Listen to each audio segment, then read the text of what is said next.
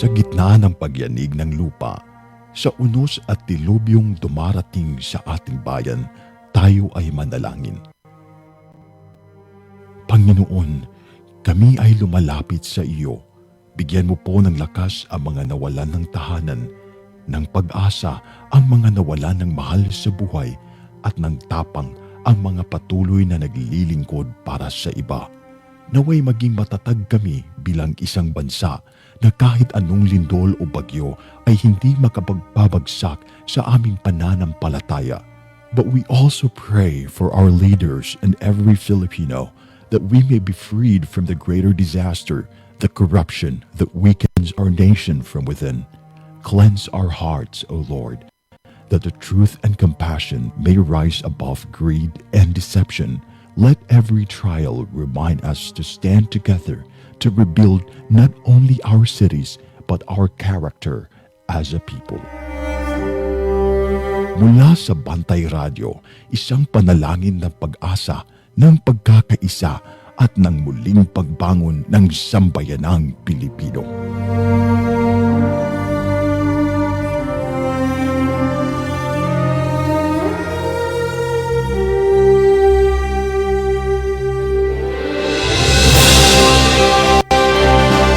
Sa bawat sulok ng ating bansa, may mga kwento ng tapang ng mga taong patuloy na lumalaban.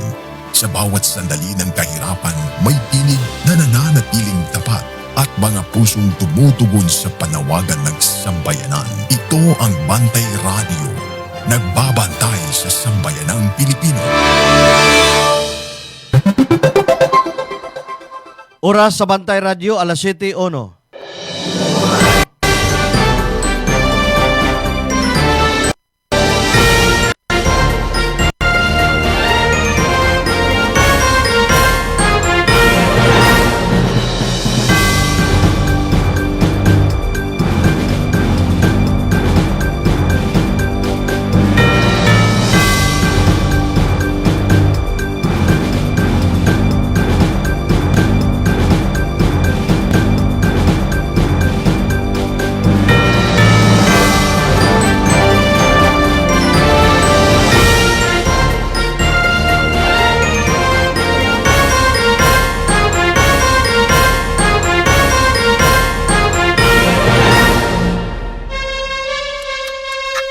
From the heart of Cebu to the rest of the Visayas, Mindanao, and the world, bringing you credible news, public service, and stories that inspire.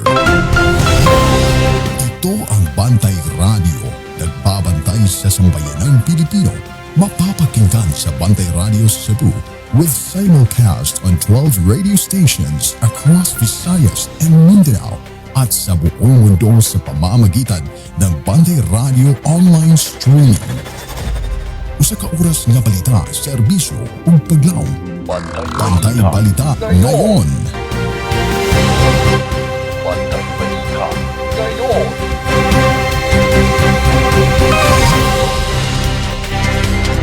Mga higala, kumusta? Maayong buntag?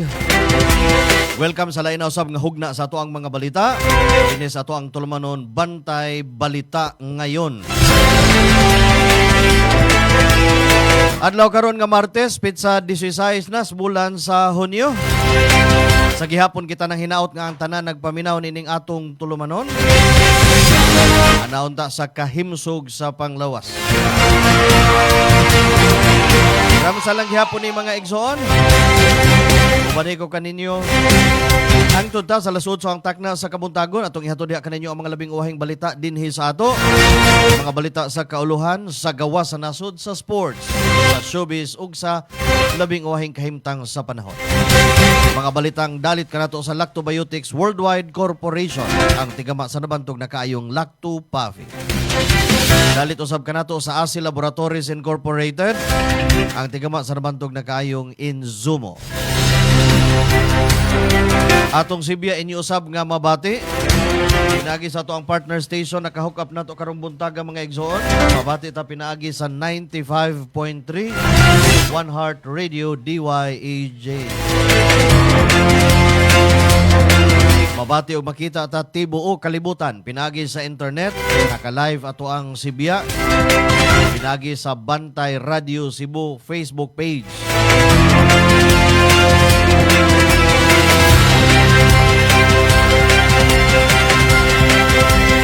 O karon sa uluhan sa tuang mga balita. Bantay Balita ngayon. Headlines.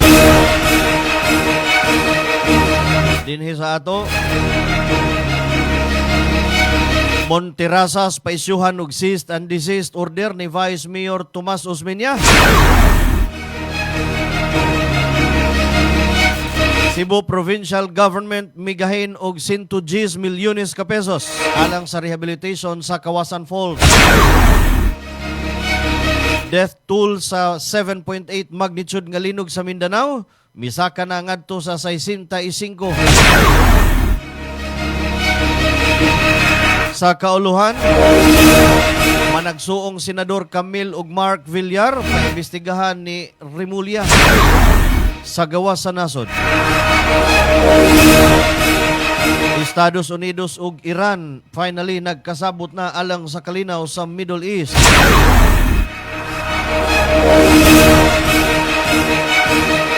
Sa showbiz, Yani basikal sa Region 3 gikoronahan isip tawag ng tanghalan Grand Champion Season 10. Sa sports, Coach Tal Badwin resign na isip coach sa Blue Eagles.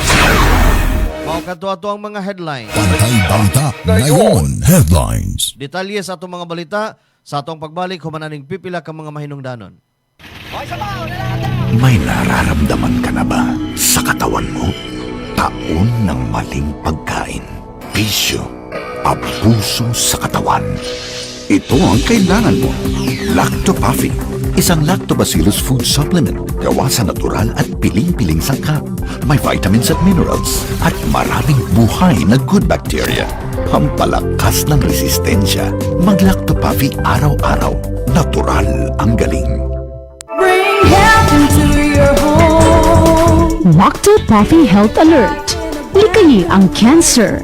Ang lactobacilli adunay anti-cancer activity nga mahulong sa pagtubo sa mga cancer-promoting bacteria. Napamatud-an nga ang Lactopaffy Health Drink adunay live lactobacilli strains. Ang pag-inom og Lactopaffy Health Drink matag adlaw maprotektar kanimo sa mga cancer activity nga mahimong nagtubo sa kalawasan. Inom og Lactopaffy and bring health into your home. Bring health into your home. Bring health into your home. Ang Lactopaffy adunay Lactobacillus probiotics. Umas na ilhan nga good bacteria mo neutralize sa mga bakterya sa lawas. Mutabang madaling mahilis ang kinaon ug maangko ng saktong nutrisyon. Taming sa lawas batok sa mga virus o bakterya. Abdi kanunay ang imong hunahuna. Malipayon ug kalmado ka kanunay. Mag-Lactopaffy matag adlaw. 100% natural, tinubdan sa kahimsog sa lawas. Aprobado sa FDA. Bring health into your home. Tulungan ang iyong katawan na makaiwas sa high cholesterol, high blood, diabetes, heart problems. Ugaling uminom ng Lactopaffy Health Supplement araw-araw. Ang probiotics drink na tutulong sa inyong katawan na makaiwas sa sakit 24/7. Bring health into your home. Uminom na ng Lactopaffy Health Drink. Mabibili na po sa inyong mga suking butika. Atong oras alas 7:08. Karon sa detalye sa atong mga balita dinhi sa ato. Bantay Balita ngayon. Local news. Vice Mayor Tomas Osmeña ni auhag kang Mayor Nestor Archival pag-issue og cease and desist order batok sa Monterasas.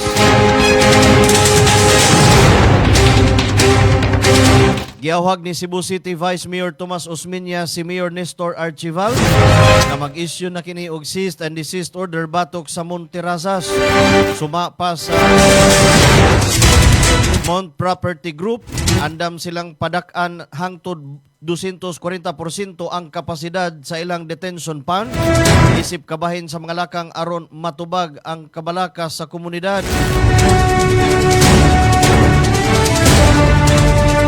Sa Sa iyang gisugyot nga resolusyon, gusto ni Vice Mayor Tomas Osmeña mahunungon na ang tanang development activities sa maong proyekto gawas lamang sa mga buluhaton nga direktang may kalabutan sa water catchment o flood mitigation measures sa pahayag nga iyang gipagawas pinaagi social media. Giingon ni Vice Mayor na pinaagi sa maong lakang mahimo siyang tingog sa mga residente nga nagpuyo ubos sa bahin sa proyekto. Ang giingong nabalaka nga posibleng mga risgo o epekto niini sa ilang kaluwasan ug mga kabtangan. Bantay Balita. Alas 7:00 sa Kabuntagon. Mayong pagpaminaw, mayong pagtanaw, lindi katubig. Ikan sa Bukidnon. Shout out to DJ Noy.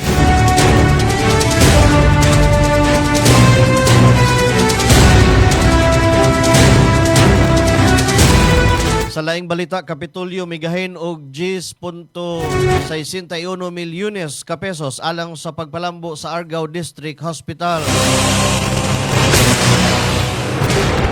Ligahin ang kagamhanan sa probinsya sa Sugbo og 10.61 milyones ka pesos alang sa padayon nga paglambo sa Isidro Quintanar Memorial Hospital sa lungsod sa Argao.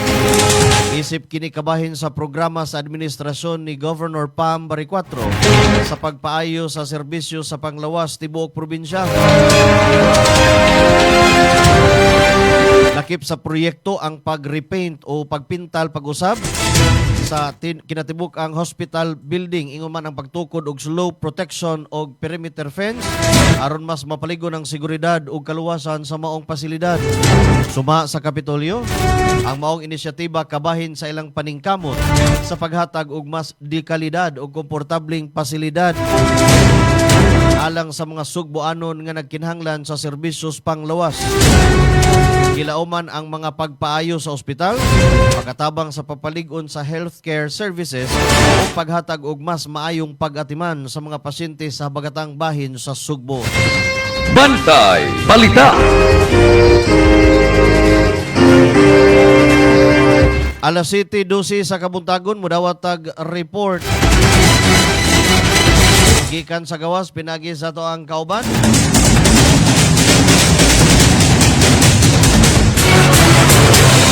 May labot ining gigahin nga pundo sa rehabilitation sa Kawasan Falls. Detalye sa mong balita ipadangat pinagi sa to ang kauban Kabantay Alan Rosete. Kini ang Bantay Radio News Report. Yes, at salamat na Kabantay Ram. So ito nga balita karong butaga nihatag ang probinsya sa Sugbo og 110 milyones nga budget alang sa rehabilitation sa Kawasan Falls sa lungsod sa Badian. Personal nga gibisita o giinspeksyon ni Cebu Gobernador Pamela Baricuatro ang maong sikat nga natural attraction sa naasoy nga lungsod. Ang gobernadora usab ang nitunol sa maong budget ngadto kang Badian Mayor Jerome Christian Librando tumong nini nga mas papalambo ang maong suluyanan lakip na ang safety measures nini aron matud pa makahatag pakinig dugang attraction oportunidad sa trabaho o papalambo sab ang ilang turismo. Mao rin ato nagkaroon ng balita karong butaga Kabantay Ram sa lipatong pasalamatan ang Lacto Papi. Ang Lacto Papi mapalit kini sa inyong mga lugar. Kini ay inyong kabarangay in action na lokal diri sa Putabahay sa Lalawigan sa Sugbo, Alan Rosete. Bantay Balita. Daghang salamat Alan Rosete sa imuhang report. Naghatod sa tuong oras alas 7:13 sa Kabuntagon. Shout out sa tanang mga maaptikon kayo nga mga fire volunteers sa Kamputhaw Fire. Good morning, Dow Danyo. Good morning, Sab. Ras Muyet William.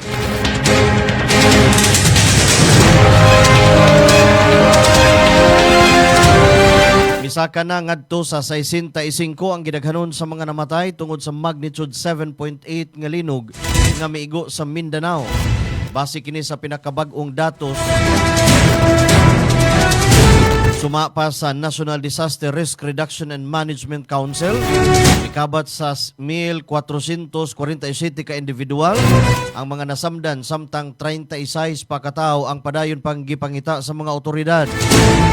Nagpadayon ang search, rescue ug validation operation sa mga apektadong lugar sa Mindanao samtang nagpabiling alerto ang mga hingtungdan nga ahensya tungod sa posibilidad sa mga aftershocks ug dugang kadaot. Padayon usab nga gi-update sa mga otoridad ang kahimtang sa mga lugar nga grabing naapektuhan sa linog samtang naglihok ang mga responders aron matabangan ang mga biktima, lakip na ang ilahang mga pamilya. Bantay Balita.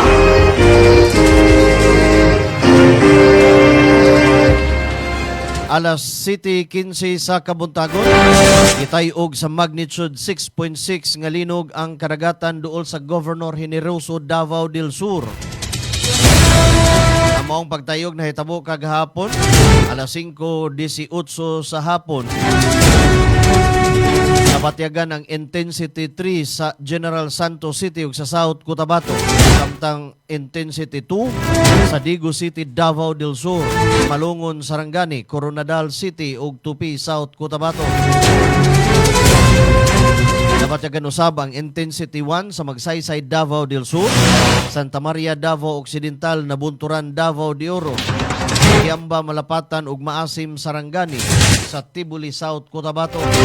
Giyahuag sa Feebox ang publiko pagmatngon ug mosunod sa mga advisory sa lokal nga mga otoridad tungod gihapon sa mga posibleng mga aftershocks. Bantay Balita. Alas 7:16, maayong pagpaminaw, maayong pagtanaw. Judine sa Guanta Jr. ug sa tanang mga sakop sa Rohan.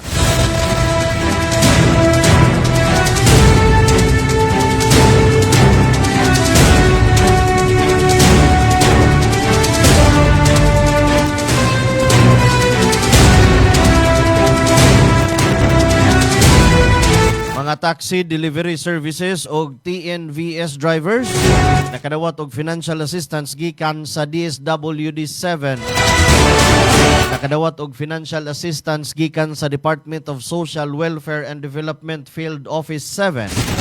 Ang mga MC Taxi Delivery Service, Transport Network Vehicle Services nga mga drivers nga kauban sa Grab Philippines kagahapong adlaw. Mikabat sa 32,149 ka mga driver ang nakabenepisyo sa cash assistance nga nagkantidad og tag 5,000 matag usa.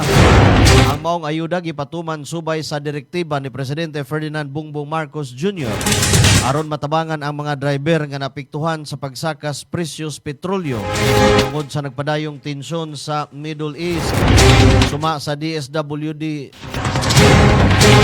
Field Office 7, magpadayon ang payout sa cash relief hangtod sa Huwebes, Hunyo 18 aron mas daghang kwalipikadong benepisyaryo ang makadawat sa maong suporta. Bantay Balita.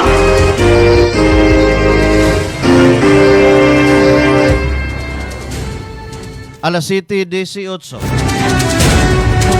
Tig-harvest og pinya giingong naigo og kilat patay dito sa Sumilaw, Bukidnon.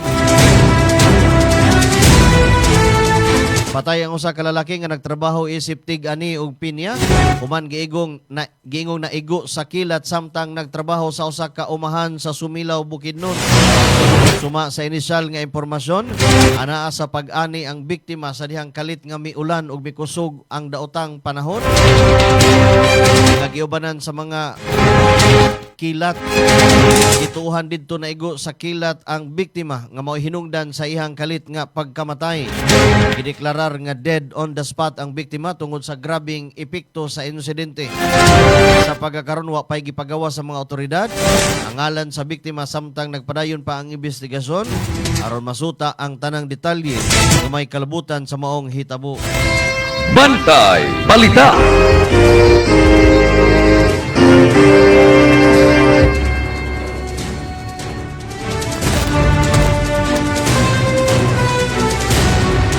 Usa ka sakyanan ang nahug sa dagat daplin sa Coastal Road sa Osami City. Human masangkot sa usa ka aksidente samtang gibira kini sa usa ka multicab. Base sa report, gibira sa multicab ang maong sakyanan sa dihang kalit kining miliko ug mibangga sa usa ka poste sa suga. Tungod sa kusog nga impact, nahulog ang sakyanan ngadto sa dagat. Diha-diha nga maresponde ang mga otoridad ug mga residente sa lugar aron masiguro ang kaluwasan sa mga nalambigit sa insidente. Luwas ug way na angol. Wa maangol ang driver sa Kia nga residente sa Purok 8 Barangay Pulot, Usami City. O ganaan na karon sa mayong kahimtang. Padayon pang investigasyon sa mga otoridad aron matino sa hingpit ang detalye hinungdan sa maong insidente. Bantay Balita.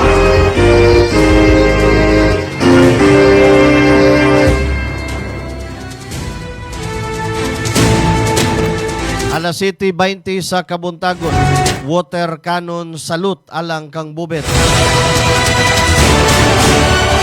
Nagpabiling andam ang Bureau of Fire Protection Talakugon aron mahatagan og usa ka sulim nga water cannon salute alang sa ulahing Ateneo student athlete nga si Rene Bobet Baterbunya. Sa ilang pamahayag, giingon sa Bureau of Fire Protection Talakugon nga ang maong tribute usa ka pamaagi sa pasidungog sa kinabuhi ug panulundon nga gibiyaan ni Baterbunya. Ang water cannon salute usa ka espesyal nga seremonyas nga kasagaran gihimo isip timaan sa labing taas nga pagtahod ug paghinumdom sa usa ka individual. Bantay Balita.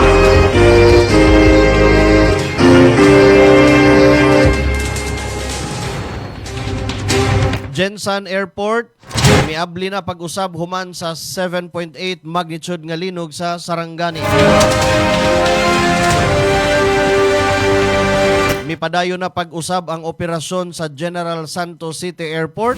Human kini mahuman ang dinalian nga repair work sa Ngibando sunod sa magnitude 7.8 nga linog nga migo sa kadagatan sa Sarangani niadtong Hunyo 8. Suma sa Department of Tourism, ang paspas nga rehabilitation sa airport gimando ni Presidente Ferdinand Bongbong Marcos Jr.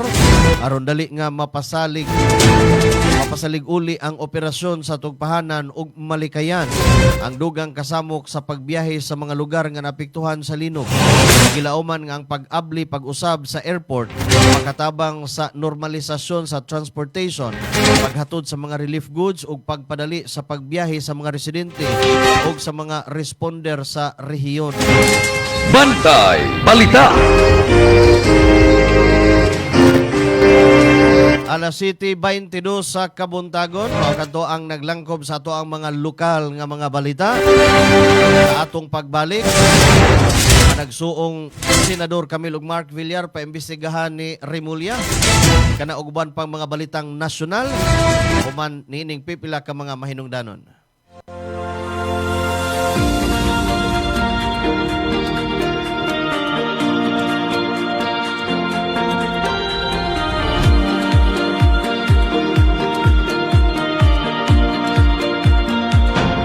Sobrang epektibo lalo na sa mga pananim at trusted na maraming farmers sa buong bansa.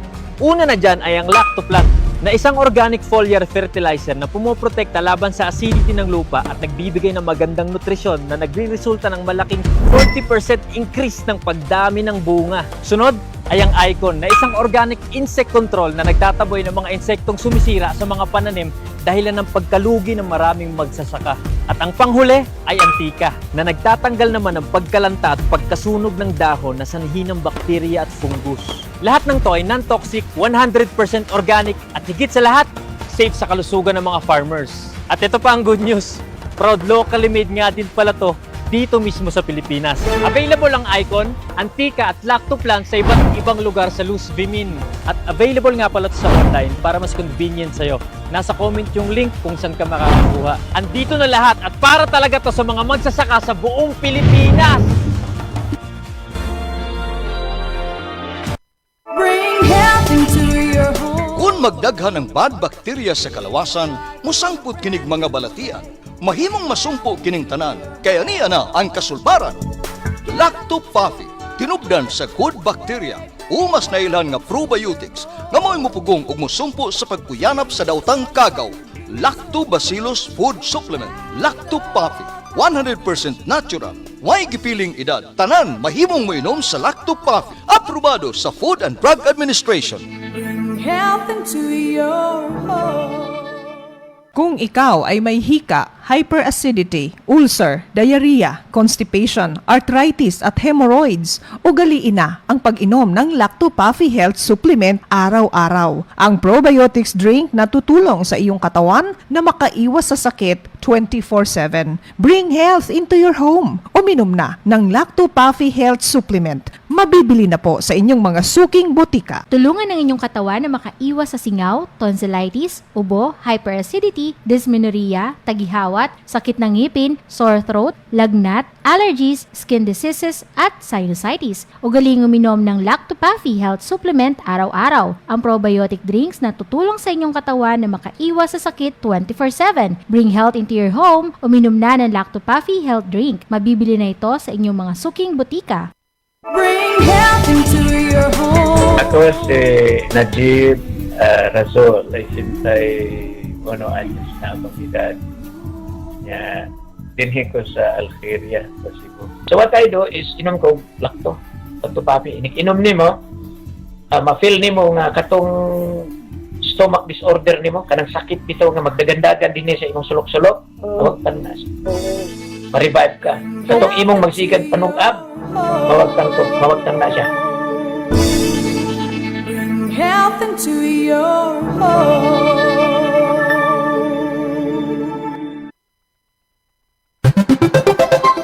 Atong oras alas 7:26 ug karon sa detalles atong mga balita sa kauluhan. Bantay Balita ngayon, National News. Managsuong Camille ug Mark Villar paimbestigahan ni Remulla. Gibutyag ni Ombudsman Jesus Crispin Remulla nga giimbestigahan karon ang mga aligasyon nga ang mga senador nga sila si Mark Villar ug Camille Villar maoy nakababag sa pagpadayon nga Light Rail Transit Line 1 na extension project sa Cavite. Kadaghanan sa mga commuters sa Cavite nga dugay nang naghulat sa maong proyekto ang angay makadawat og klarong tubag. Kini mapamatud-an ang mga aligasyon. Mapamatud-an ang mga aligasyon nga adunay katungod ang publiko na mahibal-an nganong nalangan ang usa ka dakong proyekto sa transportation nga gituyo aron mapagaan ang trapiko ug mapalambo ang pagbiyahe sa libuan ka mga residente. Ang LRT1 extension dugay nang giisip nga usa sa kahinungdanon nga infrastruktura alang sa Cavite tungod sa saad niini na mas paspas nga biyahe, masayon nga akses sa trabaho ug sa mga serbisyo, mga kahupayan gikan sa adlaw-adlaw nga kalisod sa pag-commute. Samtang nagpadayon ng investigasyon, importante ang transparency ug accountability. Ang katawhan sa Cavite ang ayan makadawat og klarong pagpasabot ug kasiguruan nga ang interes sa publiko ug dili pribadong interes maoy magiya sa desisyon nga adunay dakong epekto sa maong proyekto. Bantay Balita. Supreme Court misuspenso ni Attorney Jesus Falses sulod sa usa ka tuig. Gisuspenso sa Korte Suprema si Attorney Jesus Falses sa pagpraktis sa pagkaabogado sulod sa usa ka tuig human siya makit-an nga responsable sa simple misconduct tungod sa usa ka malaway na social media post nga gitumong ngadto sa mga supporters ni Chris Aquino niadtong tuig 2018. Sa desisyon sa Korte Suprema, ibutyag niini nga ang mga miyembro sa legal nga propesyon gilauman nga magpakita og husto og profesional nga pamatasan dili lamang sulod sa korte kundi usab sa ilang pampublikong kinaiya og mga lihok online sa online nga plataporma. Ang maong desisyon gipagawa sa Supreme Court Second Division nga gipanguluhan ni Senior Associate Justice Marvic Leonin uban nila ni Associate Justice Ami Lazaro Javier. Joseph Lopez, Antonio Co Jr. ug Raul Villanueva. Bantay Balita.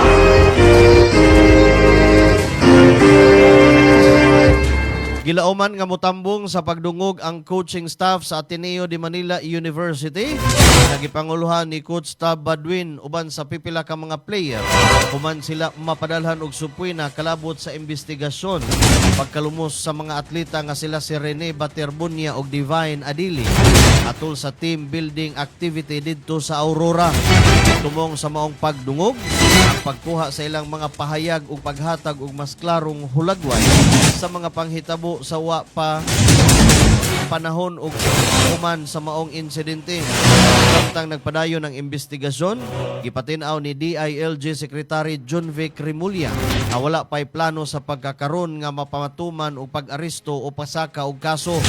Matud niya, ang kasamtangang proseso nakapokus sa pagtigom og impormasyon og ebidensya aron mahuman ang usa ka komprehensibong investigasyon og hingpit nga masabtan ang nahitabo sa maong trahedya. Bantay Balita. Alas 7:30 sa Kabuntagon, maayong pagpaminaw, maayong pagtanaw. Inday Priscilla Abiar, Florita. Duha ka mga senador posibleng mobalhin sa bagong majority block. Gipadayag ni Senador Erwin Tulfo na dunay duha ka mga senador nga posible kunong mobalhin ngadto sa bagong majority block sa Senado. Usa ka interview butyag ni Tulfo nga kasamtangan nang nakigpulong ang ilang grupo sa usa ka lalaking senador ug usa ka babaeng senador bahin sa posibilidad sa ilang pag-apil sa maong block.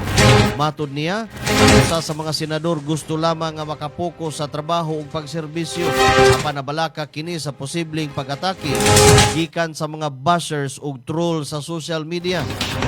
Wala pagibutyag ni Tulfo ang identity sa duha ka mga senador na ilang gihisgutan. Bantay Balita. Alas 7:31, Ateneo President nangayo og pasaylo sa pamilya ni Adili ug ni Baterbunya. Nangayo og pasaylo si Ateneo de Manila University President Father Roberto Yap ngadto sa mga pamilya nila ni Divine Adili ug Rene Baterbunya. Samtang mipasalig nga makigtambayayong sa tanang investigasyon may kalabutan sa nahitabong trahedya. Sa iyang pahayag, giingon ni Father Yap nga dakong kasubo ang gibati sa universidad sa nahitabo ug nagpahayag sa ilahang pagkahinulsol sa pagkawa sa duha ka mga student athlete. Pasalig usab na andam ang universidad paghatag og tabang o paghatag sa tanang gikinahanglang impormasyon ngadto sa mga otoridad aron matabangan ang paglamdag sa nahitabo. Padayon sa pagkakaroon ng investigasyon sa mga otoridad o mga sports bodies kalabot sa kamatayon nilang Adili o Baterbunya atol sa usa ka team building dito sa Aurora. Bantay Balita. Livesti ni sugyot nga ideklarar o didirekta ang congressional fund sa disaster response. Nag-file karon og House Resolution si Batangas 1st District Representative Leandro Livesti nga nagrekomendar nga ang available congressional funds idiretso na lamang sa disaster response ug relief operation alang sa mga Pilipinong naapektuhan sa mga kalamidad. Lakip na ang bag-ong kusog nga linog didto sa Mindanao. Ibutyag sa kongresista ang pagpanginhanglan sa mas paspas, efficient ug direktang paghatag og tabang ngadto sa komunidad nga grabing naapektuhan sa trahedya. Ipadayag usab niya ang ihang kabalaka kabahin sa pag-allocate ug paggamit sa congressional maintenance and other operating expenses ug nanawagan og mas taas nga level sa transparency ug accountability aron masiguro nga ang pondo magamit sa hustong paagi. Matod ni Livesti, ang mga reforma sa paggamit sa pondo makatabang aron mapadali ang pag-abot sa ayuda ngadto sa mga biktima sa kalamidad ug mas mapalig-on ang disaster response sa gobyerno. Bantay Balita.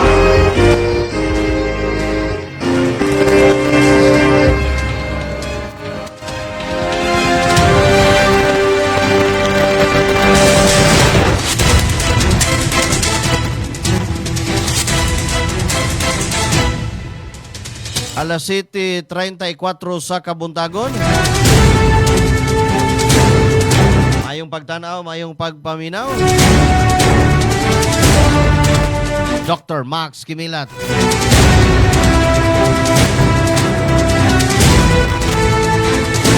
Senate Blue Ribbon, walay hearing karong Hunyo 16. Giklaro ni Senador Erwin Tulfo nga walay gikatakdang hearing sa Senate Blue Ribbon Committee karong adlaw. Supak sa unang pahayag ni kanhi Kongresista Mike Defensor. Matod ni Tulfo, walay legal nga katungod o otoridad si Defensor sa pag-anunsyo sa mga kalihukan sa Blue Ribbon Committee ug ang espesyal lamang nga mga opisyal sa Senado ang mahimong magpagawas sa schedule sa hearing. Gihimo ang maong klarifikasyon human sa kalibog nga mitumaw sa publiko tungod sa pahayag ni Defensor nga adunay gikatakdang hearing sa Blue Ribbon Committee karong adlaw.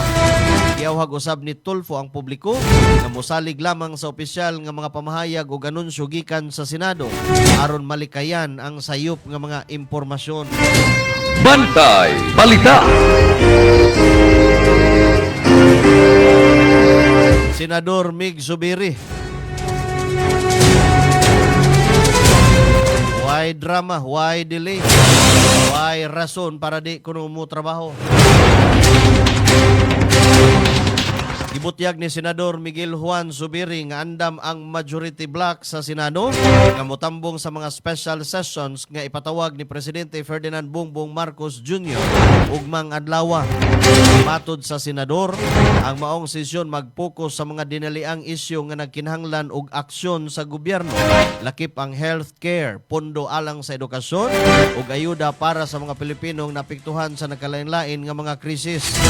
Apil usab sa paghisgutan ang mga buluhaton sa Commission on Appointments, ilabi na ang pagripaso sa mga appointments sa mga miyembro sa gabinete, militar ug foreign service. Dugang paniini, why daghang drama, why langay-langay, why rason para di mo trabaho.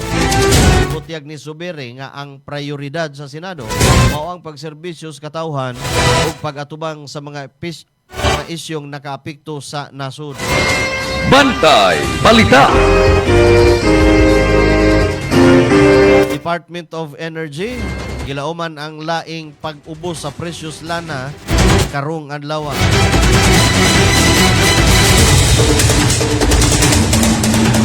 Gipahibaw sa Department of Energy nga gilauman ang laing pag-us-us sa presyo sa produktong petrolyo sugod karong adlaw.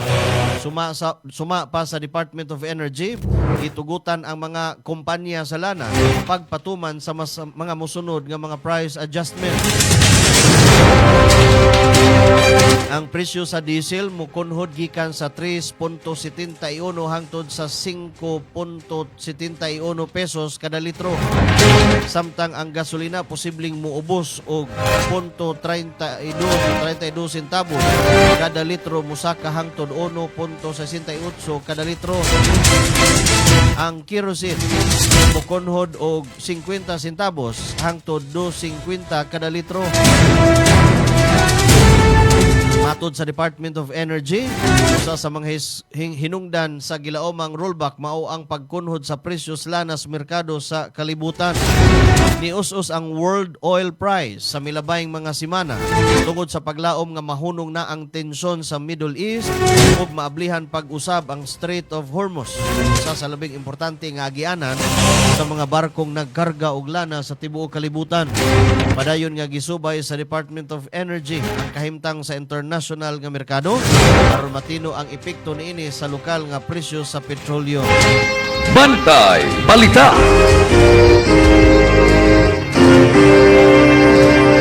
Nitimbaya si Presidente Ferdinand Bongbong Marcos Jr. kang US President Donald Trump sa pagsaulog sa iyang ika-80 nga adlaw natawhan niadtong Domingo. Sa iyang mensahe, giingon ni Marcos nga ang liderato ni Trump padayon nga adunay dakong impluwensya sa direksyon sa Estados Unidos ug sa mga mahukmanong isyu nga giatubang sa internasyonal nga komunidad.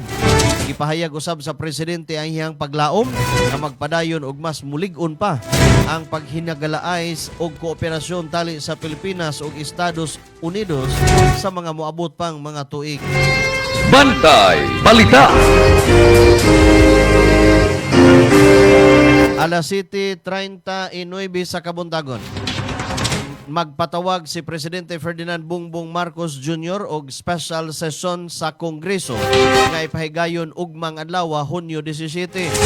Suma sa Malacañang, tumong sa maong special session ang pagpadali sa pag-aprobar sa pag-aksyon sa mga prioridad nga mga balaodnon, nagtumong sa pagpalig-on sa Social Protection Program, pagpalapad sa akses sa edukasyon ug healthcare, paghatag og dugang suporta sa mga Pilipinong naapektuhan sa kalisdanan ug mga kalamidad.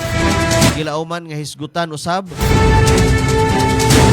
sa maong special session ang uban pang mga importanteng lakang nga makatabang pagtubag sa mga dinaliang panginhanglan sa katawhan ug sa pagpalig-on sa serbisyo sa gobyerno.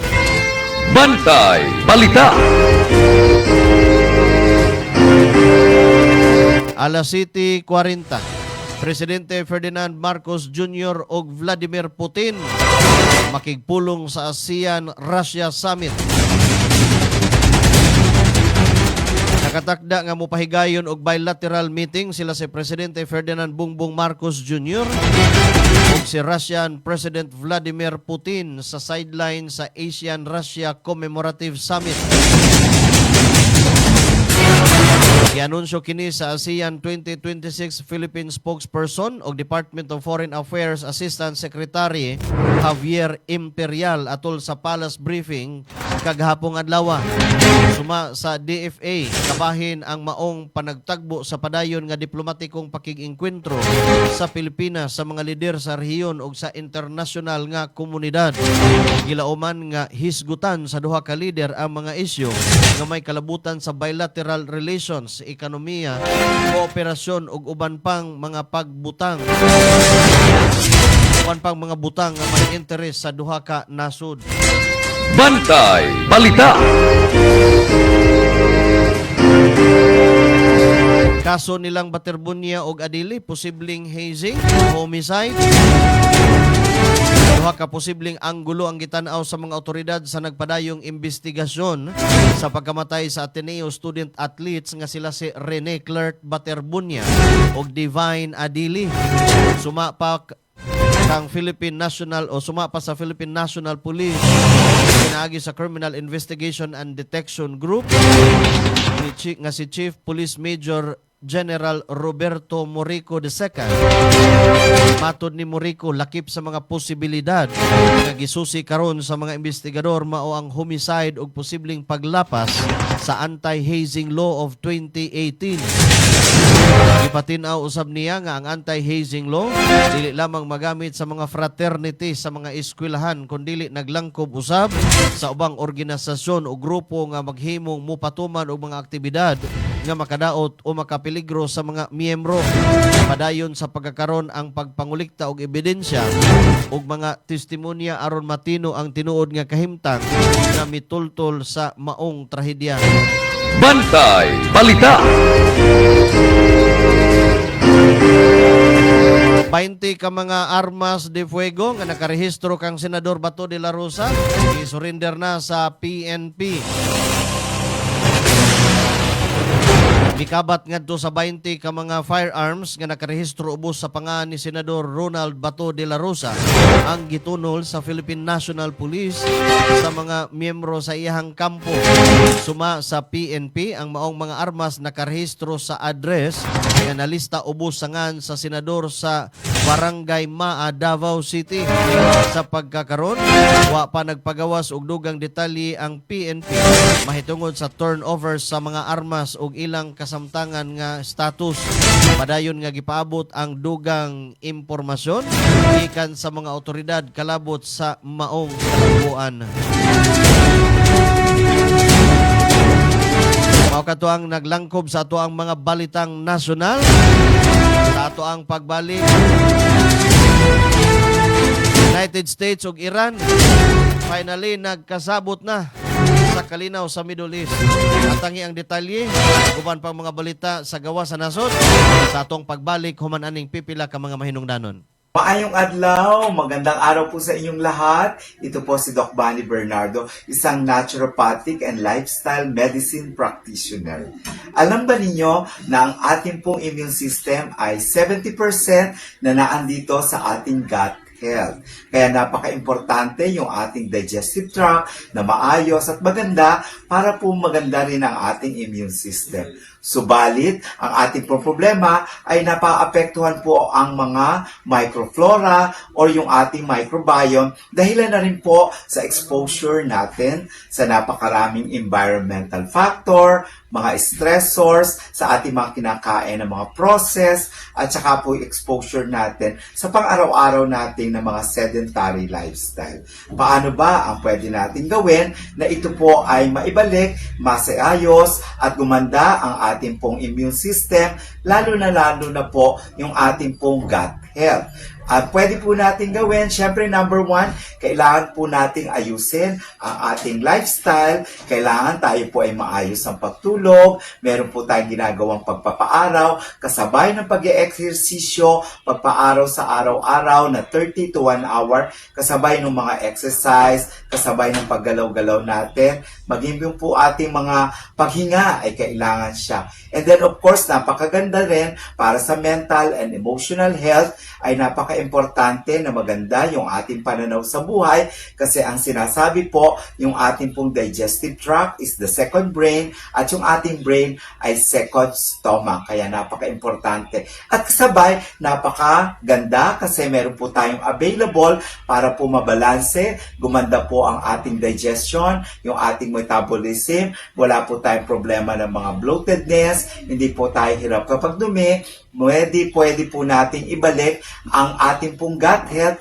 na makakatulong sa ating immune system. So, pwede maging balanse, maganda ang ating microflora ng ating gut or ating tiyan, digestive tract, sa pamagitan lamang po ng pag-inom ng Lactofapi, 30 ml 3 times a day bago po tayo kumain na maging parte ng pang-araw-araw natin na buhay. Kung hindi naman po, pwede nyo po siyang ihalo ang 30 ml sa araw-araw nating mga healthy drinks na pwede natin pong inumin sa araw-araw. Ugaliin natin tayo ay may Lactopapi para sa masigla, magandang ating gut health, maging ang immune system at ang ating pong overall health and wellness. Para po sa inyong improve immune system, improve gut, at overall health, the healthier you, Lactopapi every day. Muli, and once again, this is Doc Bani, ang inyong gut health expert. Dahil sa pabagubagong panahon, nauuso po ang trangkaso o flu ngayon. Pero kung malusog po ang inyong immune system na sinasabayan ninyo ng pag-inom ng Lactopafi Health Drink, hindi dapat katakutan ang sakit na ito. Dahil ang Lactopafi Health Supplement ay tumutulong na mapalakas ang inyong immune system upang kayo ay protektado 24 oras. Bring health into your home. Drink Lactopafi. Mabibili na po sa inyong mga suking butika.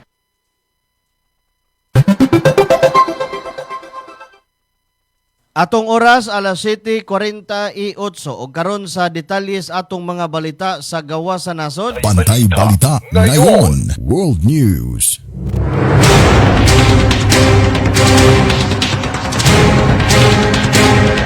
United States ug Iran nagkasabot sa kalinaw sa Middle East.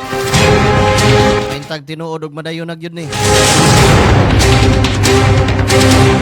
Gipahibalo sa Pakistan nga nagkasinabot na ang Estados Unidos ug Iran sa usa ka kasabutan nga nagtumong sa diha-diha og permanente nga paghuman sa tanang operasyong militar sa rehiyon.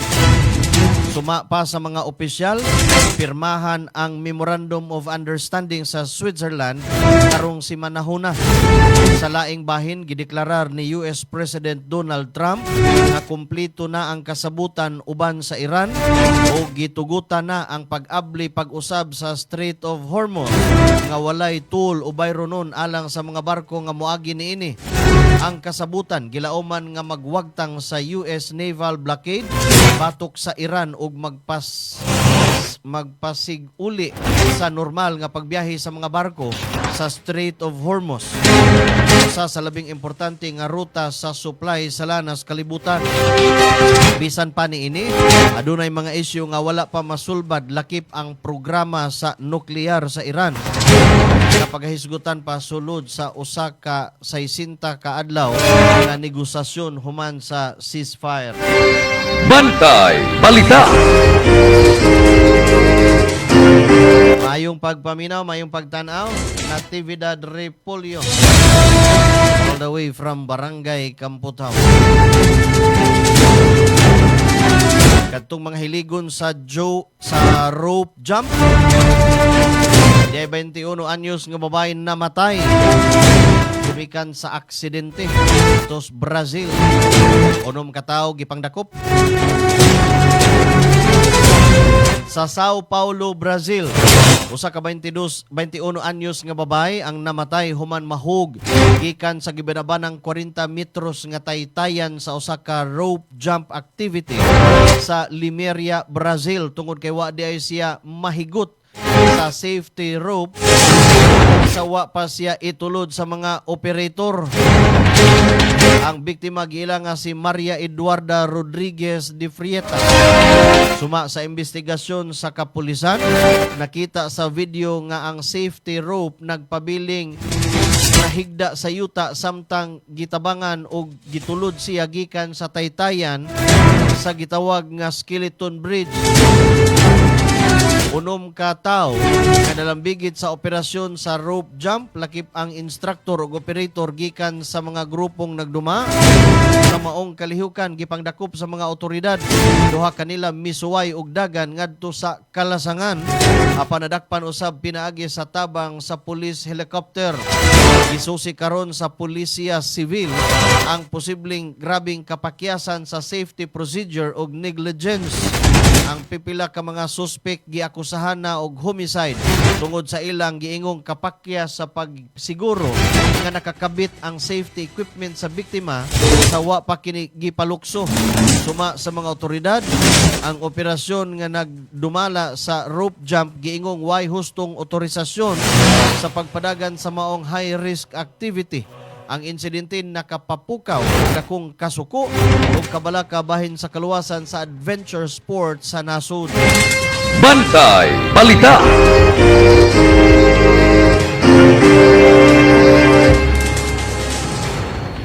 Alas 7:52.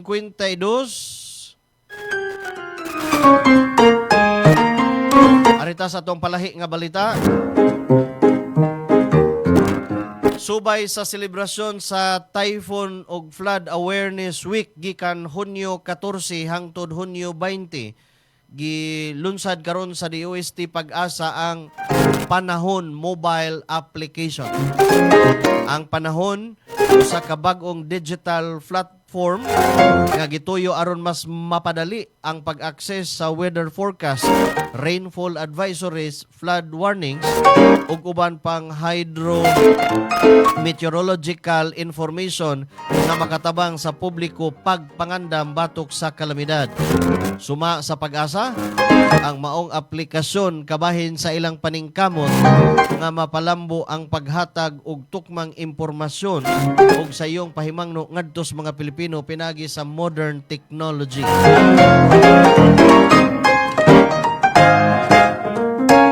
Gilauman nga ang Panahon app makatabang sa pagpaligon sa disaster preparedness ug awareness sa komunidad ilabi na sa panahon sa bagyo. High-tech na kayong panahon na. Makita na nimo cellphone ang pagbanabanas panahon. Sa una ihangad ra man is langit. Senate House ug Supreme Court nakatala og pag-ubos satisfaction rating basis SWS. Mikonhod ang net satisfaction rating sa Senado. Lakip na ang House of Representatives o Korte Suprema sa unang quarter sa tuig 2026 base sa survey nga gihimo sa social weather stations niadtong Marso. Base sa abisan pa sa pagkunhod sa ilang ratings, gihulagway gihapon sa SWS nga moderate ang level sa pagsalig ug katagbawan sa publiko ngadto sa tulo ka nasudnong institusyon. Ang survey himo pinagi sa face-to-face interview sa 1,500 ka mga Pilipino sa nagkadaiyang bahin sa nasod gikan Marso 24 hangtod Marso 31 ning tuiga. Alas 7:54.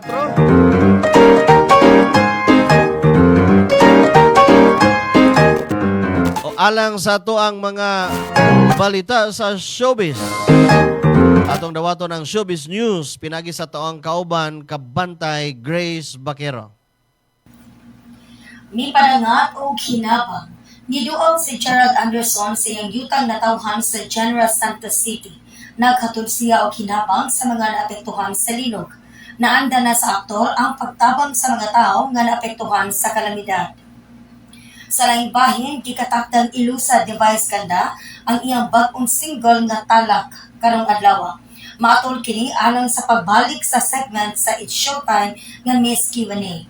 Taod-taod na nga nahulma ang maong awit apan wala kini napalanog sa naging season sa Miss Q&A gumikan sa COVID-19. Para sa balitang kadaugan, Yani nakadaog sa tawag ng tanghalan. Gikoronahan si Yani Basical sa Region 3, isip Grand Champion sa tawag na tanghalan Season 10, humanakapot niini ang labing taas nga score ng 97.4%. Gikan sa mga hurado atol sa Grand Finals nga gipahigayon niadtong Sabado, Hunyo 13. Nikulit usab siya o kasaysayan isip unang kampiyon sa kompetisyon nga dunay autism spectrum. Gitapos ni Yani ang kompetisyon, pinagi sa usa ka Smoky Mountain medley nga nakahatag og standing ovation gikan sa mga hurado ug mga tumatanaw. Sa unang hugna sa pasundayag, nakapahilak ug nakapaantig usab siya sa mga hurado, pinaagi sa emosyonal niyang pag-awit sa wakas sa SB19. Napildi ni Yani sa three-way Grand Finals showdown sila Charlie Palalisan nga nahimong second placer uban sa 97.1% nga score ug Jinel Silvestre nga nahimutang sa ikatulong dapit human makakuha og 95.1%. Naglingkod isip mga hurado sa tawag na tanghalan Season 10 na huling tapatan sila Darren Espanto, Eric Santos, Yen Constantino, Clarice de Guzman, Jed Medela, Mariel Monteliano, Noy Volante, Bituin Escalante, Jonathan Manalo, Kyla, J.M. Yusores, ug Ogie Alcacid. Ug mao kana nga mga showbiz balita karong adlaw. At ang iamasakan pang mas makalingaw nga showbiz news dili sa Bantay Balita ngayon. Ako ang inyong Bantay Showbiz Patroller, Grace Baquero. Mayong buntag. Back to you, Ramsa. Bantay Balita. Daghang salamat Grace Baquero sa imuhang report naghatod sa tong oras alas 7:57. O karon sa toang balita sa sports. Coach Tal Badwin may resign na isip coach sa Blue Eagles. Gianunsyo sa Ateneo de Manila University, formal nang may resign si Coach Tal Badwin, isip head coach sa Blue Eagles basketball team. Lakip usab nga mipahawa sa ihang posisyon ang team manager nga si Christopher Ipok Kimpo. Sumapa sa universidad, gidawat na sa administrasyon ang mga resignation sa duha ka mga opisyal. Ang maong kalambuan hitabo taliwa sa nagpadayong investigasyon ay kalabutan sa pagkamatay sa duha ka mga student athletes sila si Rene Baterbunia og Divine Adili atol sa usa ka team building activity sa Aurora. Sa pagkakaron, wa pa gipadayag sa universidad ang dugang detalye mahitungod sa ilang pag-resign.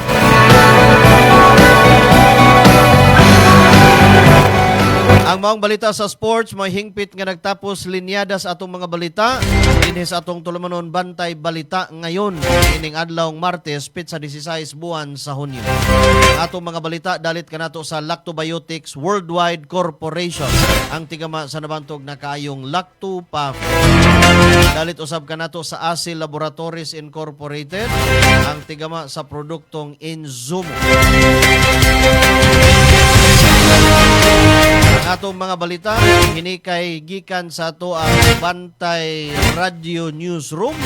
Pinagi sa ato ang kauban Kabantay Fred Litihia. Atong pasalamatan atong mga technical partners. Kita sa ato ang partner station 95.3 One Heart Radio. Atong technical partner usab diri sa ato ang Masters Control Kenon Sinisa. Atong pasalamatan ang kadagkuan sa Bantay Radio Cebu, pinanguluhan sa ato ang CEO Engineer Gigi Sanchez, nabaga ni Attorney Miko Sabalier. At ang imusunod ang programa Newsline uban ni Sir June Carillo. Sa gihapon kining inyong ubos nga alagad sa kahanginan, ramsa lang gihapon mga kahigalaan. Manamilit pinagis pag-ingon. Daghang salamat sa inyong pagpaminaw, maayong buntag kanatong tanan. Ito ang Bantay Radio, nagbabantay sa sambayanang Pilipino. Mapapakinggan sa Bantay Radio Cebu with simulcast on 12 radio stations across Visayas and Mindanao at sa buong mundo sa pamamagitan ng Bantay Radio online streaming. Ito ang Bantay Radio, nagbabantay sa sambayanang Pilipino.